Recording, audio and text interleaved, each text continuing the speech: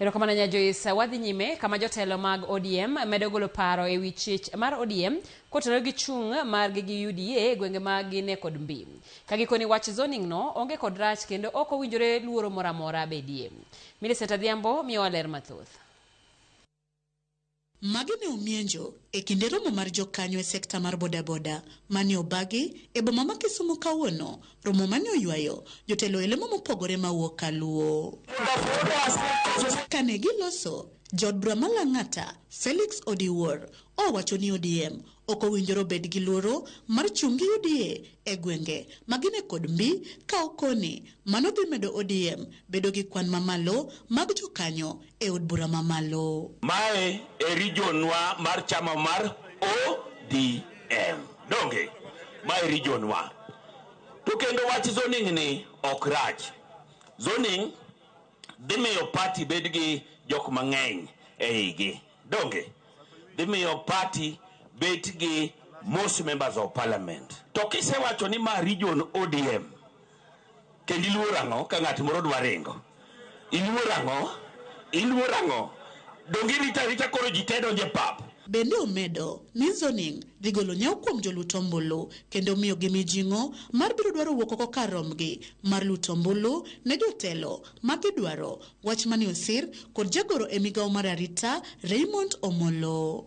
Wagore uru ODM, ukaw ja ODM, umanja UDA moro be ubika, ka ja UDA ochung', orono chung', to jogo te, iwinjo, mokuongo pesa ng'eny ni jopiny, aito, gima ber ka jogi te piem, iwinjo, ji te wuok mondo dhi otim ang'o, ogo kura.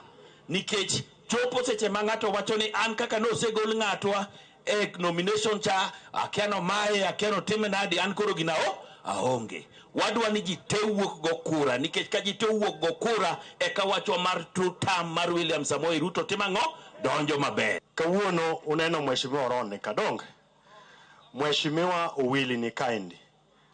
Nitiere wajumbe kata jotelo mamoko ma bende dwaro kom machiel ma yawuot ariyo gi dwaro. Mheshimiwa Jalasho wacho ni wang'ni jakom mane ting'o baji koro onge, kuom hawi marach nowewa.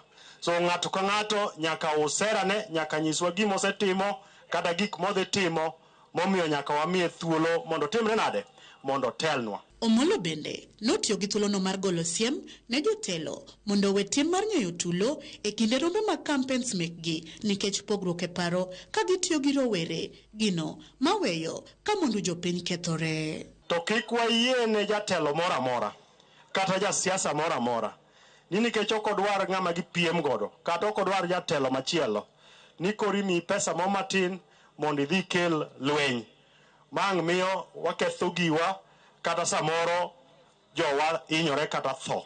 Awinjo nitie jomoko madwarawo mawuok kuonde mamoko gidhi gikel koko thuchegi kata kuonde moyiergi. Ewi mano okono jopiny ahinya to rowere mondo obi ochik itgi manene jotelo mabiro irgi kod weche mag dongruok ok mago madwaro tiyo kodgi e nyayo tulo. Omiyo nyaka wanyisgi ni wapangore. Anyone madwa biro engage wa must tell us what development plans or agenda he has for our people. Thurwaka wach maandamano, wach madhi streets, wach mar gorwok otimore nade orumo. Millicent Adhiambo, Ramogi TV, Kisumu County.